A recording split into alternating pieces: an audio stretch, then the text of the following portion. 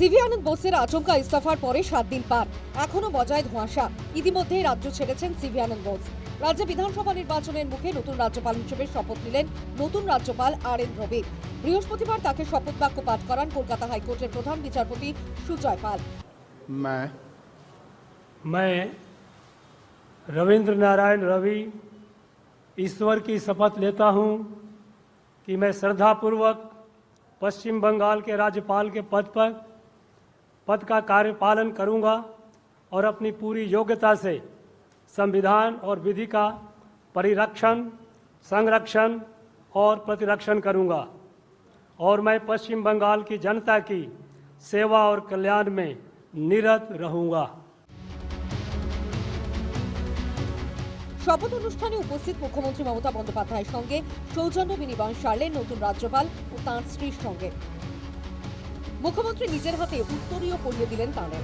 উত্তরীয় পরানোর সময় নতুন রাজ্যপালকে মুখ্যমন্ত্রী বলেন, বাংলাকে যে ভালোবাসে বাংলা তাকে ভালোবাসে। সৌজন্য বজায় রেখে রাজ্যপাল আর.এন. রবিও বলেন, আমি জানি বাংলাদেশের সাংস্কৃতিক রাজধানী। বোসের ইস্তফার পর রাজ্যপাল পদে দুটি গোয়েন্দা কর্তা তথা প্রাক্তন আইপিএস রবির নিয়োগ যথেষ্ট তাঁর মতপূর্ণ। চলতি এসআইআর নিয়ে রাজ্য সরকার ও নির্বাচন কমিশনের সংঘাতের জল পড়িয়েছে সুপ্রিম কোর্টে। সময় ভোট হবে কিনা তা নিয়ে সংশয় দেখা দিয়েছে। পরিস্থিতি এমনই পর্যায়ে পৌঁছেছে যে বাংলায় রাষ্ট্রপতি শাসন জারির সম্ভাবনা তৈরি হচ্ছে। এই আবহে রাজ্যপাল পদে আর.এন. রবির নিয়োগ। বস্তুত বোসের ইস্তফা ও রবির নিয়োগ নিয়ে গোড়া থেকেই সরব মুখ্যমন্ত্রী। কেন্দ্রীয় স্বরাষ্ট্র মন্ত্রকের বিরুদ্ধে ষড়যন্ত্রের অভিযোগেও সরব হয়েছিলেন মুখ্যমন্ত্রী। রাজনৈতিক অভিসন্ধিতেই নতুন রাজ্যপালের নিয়োগ কিনা এমন প্রশ্ন তুলেছিল তৃণমূল। প্রশ্ন উঠছে, কঠোর সিদ্ধান্ত নেওয়ার জন্যই কি বাংলার সাংবিধানিক প্রধান করে পাঠানো হলো প্রাক্তন আইপিএসকে? উল্লেখ্য, বিরোধী শাসিত তামিলনাড়ুর রাজ্যপাল থাকাকালীন আর.এন. রবির সঙ্গে সে রাজ্যের ডিএমকে সরকারের সংঘাত তুঙ্গে উঠেছিল। সংঘাতের জল গড়িয়েছিল সুপ্রিম কোর্টেও।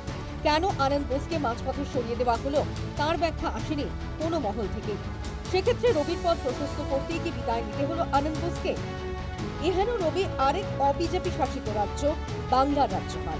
লোকভবনের রবি উদয়ে পরিস্থিতি কোন দিকে, এখন সেটাই দেখার। News time.